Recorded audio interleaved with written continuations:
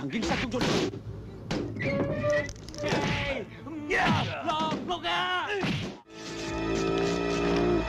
Hai Juragan, selamat datang di Juragan Film. Tempatnya review film yang nggak jelas namun layak untuk dinikmati. Di video kali ini, saya akan membahas alur cerita film lawas yang rilis pada tahun 1991 yang berjudul Ricky Oh atau Story of Ricky. Film ini menceritakan tentang seorang napi baru di sebuah penjara yang awalnya dianggap cupu, namun ternyata ia adalah seorang ahli bela diri yang sangat overpower. Daripada penasaran, mending tanpa basa-basi kita mulai ceritanya. Di awal film diperlihatkan segerombolan napi baru yang baru tiba di penjara. Salah satu dari mereka adalah tokoh utama di film ini yang bernama Ricky. Ia ditangkap karena tidak sengaja membunuh seseorang yang telah melecehkan dan membunuh pacarnya saat berusaha melindungi pacarnya dari aksi orang tersebut. Beberapa saat kemudian, Ricky pun dibawa masuk ke dalam ruang penjara. Tetapi saat mau masuk tiba-tiba alarm pendeteksi logam pun berbunyi. Hal tersebut membuat sipir penjara kebingungan karena Ricky tidak membawa benda apapun. Mereka pun memeriksanya dengan alat ronsen. Dan alangkah terkejutnya mereka saat mengetahui ada beberapa proyektil yang bersarang di tubuhnya. Salah satu sipir pun bertanya mengapa ia tak mengeluarkan peluru-peluru tersebut. Namun dengan santuy, Ricky pun menjawab bahwa hal tersebut dianggapnya sebagai sebuah kenang-kenangan.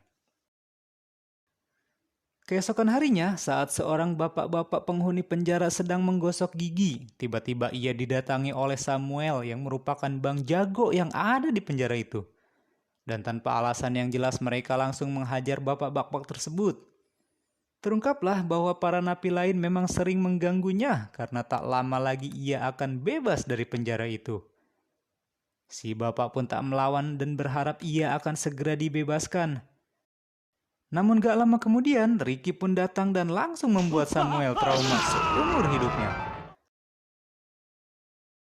Anak buahnya yang melihat kejadian tersebut tak terima karena perbuatan Ricky yang notabene adalah anak baru.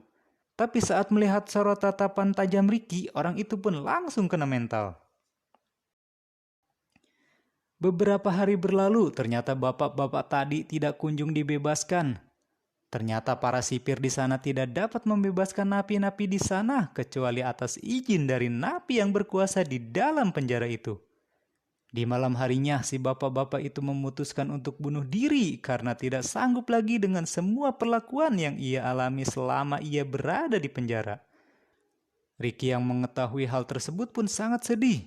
Dan ia berpikir bahwa ada yang salah dengan sistem di penjara itu. Dan ia pun meluapkan emosinya dengan memukuli angin.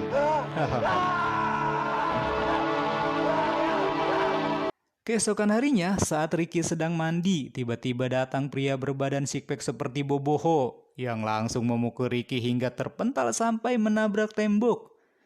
Ternyata ia adalah anak buah Samuel yang berniat membalaskan dendam bosnya. Melihat badan besar musuhnya, Ricky sama sekali enggak gentar. Layaknya Saitama yang ada di anime One Punch Man, dengan sekali pukul aja Ricky berhasil menghabisi pria itu hingga perutnya bolong. Lalu ia juga menghabisi Samuel karena menyerangnya. Lalu tiba-tiba datang seorang pria yang bernama Oscar yang juga mengetahui kejadian tersebut. Lalu memberitahukan bahwa Ricky harus tunduk kepadanya dan jangan pernah sekalipun membuat masalah dengannya. Tak hanya itu, Ricky pun dipanggil menghadap asisten ketua sipir yang bernama Musang. Karena kejadian di kamar mandi tadi, Musang pun menambahkan masa tahanan Ricky selama 2 tahun. Setelah itu Musang memperlihatkan foto mendiang pacar Ricky. Dengan pasrah, Ricky pun menerima keputusan tersebut. Lalu ia berniat mengambil foto mendiang pacarnya. Namun tiba-tiba tangan Ricky dibacok oleh tangan bajak lautnya Musang. Ricky pun langsung menghajar si Musang. Emosinya sangat memuncak saat foto mendiang pacarnya dipermainkan. Ricky pun lalu mengamuk namun tak sampai membunuh Musang. Ia hanya ingin mengambil foto mendiang pacarnya. Terlihat di setiap malam Ricky selalu melihat foto dan memainkan serulingnya. Dan teringatlah kenangan-kenangan indah saat bersama dengan mendiang kekasihnya. Namun sayangnya hal indah tersebut tak akan bisa terulang lagi. Hari pun berganti, diperlihatkan Oscar yang menemui Musang. Di sini Musang memerintahkan Oscar untuk membunuh Ricky. Sementara itu anak buah Samuel yang bernama Rocky, tapi nggak pakai gerung ya, menjadi bulan-bulanan preman-preman lain di penjara yang ingin membalaskan dendamnya pada Samuel yang telah tewas. Salah satu napi yang bernama Andre membawa gergaji untuk membunuh Rocky. Untung saja Oscar datang ke sana untuk menolongnya. Alasan Oscar menolong Rocky karena itu adalah wilayah kekuasaannya. Namun Andre gak peduli, yang penting bisa balas dendam. Oscar yang merasa kekuasaannya ditentang pun langsung mengayunkan gergaji tadi kepada Andre. Lalu Oscar membawa Andre ke lapangan dengan tujuan untuk memancing Ricky agar menemuinya. Karena mengetahui Ricky adalah orang baik yang suka menolong orang lain. Dan memang benar, gak berapa lama Ricky pun datang ke sana. Tanpa basa-basi Oscar pun langsung menyerang Ricky. Namun Ricky hanya menghindari semua serangan Oscar tanpa berniat untuk melawannya. Dan mengatakan kalau Oscar ingin hidup maka ia harus melepaskan Andre. Tentu saja Oscar gak mau melakukan hal tersebut. Maka terpaksa Ricky pun melawannya. Para napi yang melihat kejadian itu pun memanfaatkan situasi untuk menyerang Musang yang telah lepas dari pengawalan Oscar. Namun sial, tiba-tiba muncul 3 orang yang memimpin kekuasaan wilayah lainnya, yaitu Logan, ketua dari geng barat, Tyson, ketua dari geng timur, dan Dragon, ketua dari geng selatan. Setelah mengalahkan Oscar, Ricky pun langsung menyuruh para napi untuk berhenti melakukan penyerangan agar tidak ada lagi jatuh korban. Ia lalu membawa mayat Andre dari sana. 2 hari kemudian, asisten Oscar yang ngefans dengan Ricky, diam-diam ia meniru kebiasaan Ricky yang suka meniup daun, sehingga membuat sebuah melodi yang indah. Tanpa diduga, Ricky datang menghampirinya.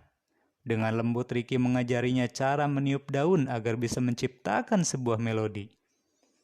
Namun Ricky sangat terkejut setelah mengetahui orang tersebut sudah tak memiliki lidah karena telah dipotong oleh musuh Oscar yang menaruh dendam padanya. Karena merasa iba, Ricky lalu memberikan seruling kesayangannya pada orang itu. Orang itu pun sangat senang mendapatkan seruling pemberian Ricky. Sebagai ucapan terima kasih, ia pun memberikan sebuah daun yang ternyata adalah jenis narkoboy. Ricky pun sangat terkejut, ternyata ada perkebunan narkoboy di dalam penjara itu. Namun sial, tanpa mereka sadari, diam-diam Logan mengawasi mereka berdua. Keesokan harinya, asisten Oscar pun dipanggil oleh 3 orang penguasa wilayah. Ia pun akan dihukum karena telah membocorkan rahasia ladang narkoboy di penjara itu.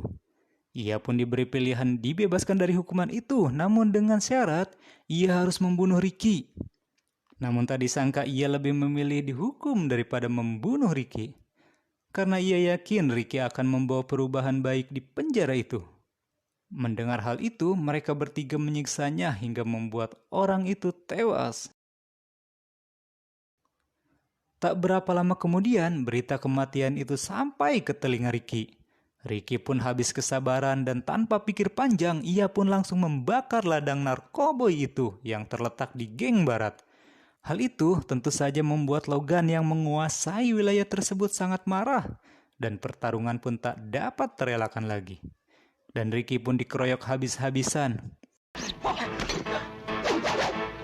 Tyson yang ingin menghabisi Ricky dengan tangannya sendiri pun membawa Ricky ke dalam sebuah ruangan. Tapi sesaat mereka mau adu mekanik, tiba-tiba ada coran semen yang masuk ke ruangan tersebut hingga membuat Ricky dan Tyson nyaris tenggelam. Untung aja Ricky masih bisa lolos dari ruangan itu dengan menjebol salah satu pintu. Bukan hanya itu saja, ia pun menyelamatkan Tyson. Namun sayang, saat ia berusaha kabur, ia pun tak sanggup bergerak lagi karena coran semen di badannya sudah mengeras.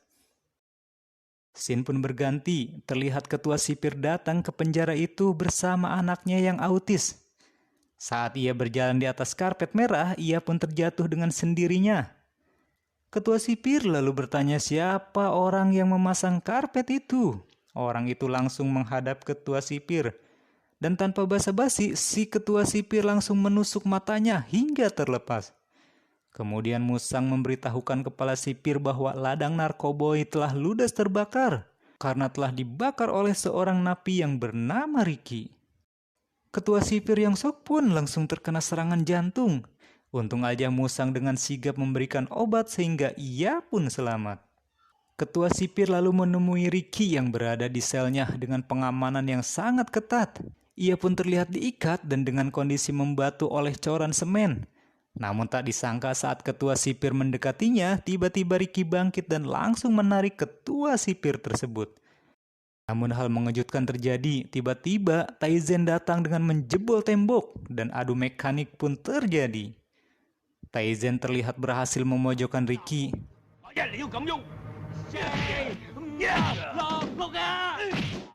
Tiba-tiba atap yang terbuat dari baja itu turun ke bawah. Ricky dengan sekuat tenaga berusaha untuk menahannya. Tapi brengseknya si ketua sipir malah menyetrumnya dengan kekuatan 100.000 pol. Tentu saja Ricky pun langsung tumbang. Atap baja pun semakin dekat dan Ricky pun hampir terjepit. Tapi tiba-tiba Taizen bangun dan menahannya sehingga Ricky dapat lolos. Ricky pun lalu berusaha menyelamatkan Taizen namun usahanya sia-sia karena bebannya terlalu berat. Dan akhirnya Taizen pun harus tewas tertindih oleh atap baja tadi. Ricky pun berusaha menyerang ketua sipir, namun Ricky kena jebakan dan jatuh ke dalam ruang bawah tanah dan membuatnya pingsan. Saat tersadar Ricky sudah berada di tengah sebuah lapangan dan sepertinya ia akan dikubur hidup-hidup. Kepala sipir lalu memberikan challenge, jika Ricky bisa bertahan dalam waktu 7 hari, maka ia akan dibebaskan oleh ketua sipir. Setelah si ketua sipir menyuruh seluruh napi di sana untuk mengubur Ricky, namun semua napi di sana diam dan berani menolak perintah ketua sipir. Dalam sekejap orang-orang yang menolak langsung dihujani peluru. Napi yang lain jadi ketakutan dan terpaksa menuruti perintah ketua sipir dan mengubur Ricky secara bergantian. Beberapa hari telah berlalu, setiap malam selalu terdengar suara seruling dari dalam tanah, yang menjadi bukti kalau Ricky masih hidup. Tak disangka 7 hari telah berlalu dan ajaibnya Ricky masih tetap hidup. Namun sialnya si ketua sipir mengingkari janjinya untuk membebaskan Ricky. Ia pun kembali disiksa dan melalui hari-hari tanpa diberi makan atau minum sedikit pun. Hingga suatu hari ada seorang napi yang diam-diam memberinya makan. Namun apesnya Rocky melihat hal itu sehingga mengakibatkan orang itu kehilangan nyawanya. Setelah itu Musang dan Rocky masuk ke sel Ricky untuk mengetahui kondisinya. Tapi saat masuk ke dalam sel, Ricky tak ada di tempat dan tiba-tiba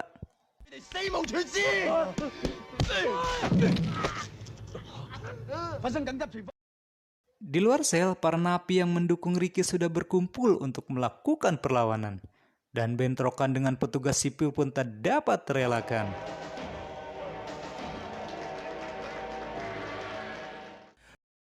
Musang yang babak belur pun lalu kabur menyelamatkan Ricky dan meminta perlindungan pada ketua sipir. Tapi si ketua sipir merasa kecewa dengan Musang dan sudah tak memerlukannya lagi. Di saat yang bersamaan, tiba-tiba Logan dan Dragon pun datang untuk melawan Ricky. Namun Ricky dengan kekuatannya yang terlalu overpower dengan mudah mengalahkan mereka berdua. Dan yang tersisa hanya si ketua sipir. Ricky pun berniat menghabisinya dengan sisa-sisa tenaganya. Namun tanpa diduga, ketua sipir yang terlihat lemah sebelumnya berubah menjadi sosok yang besar dan kuat dan berhasil memojokkan Ricky. Namun pada akhirnya Ricky pun berhasil membalikan situasi dan memenangkan pertarungan. Ia pun menghapus sistem di penjara itu yang sangat bertentangan dengan fungsi penjara pada umumnya.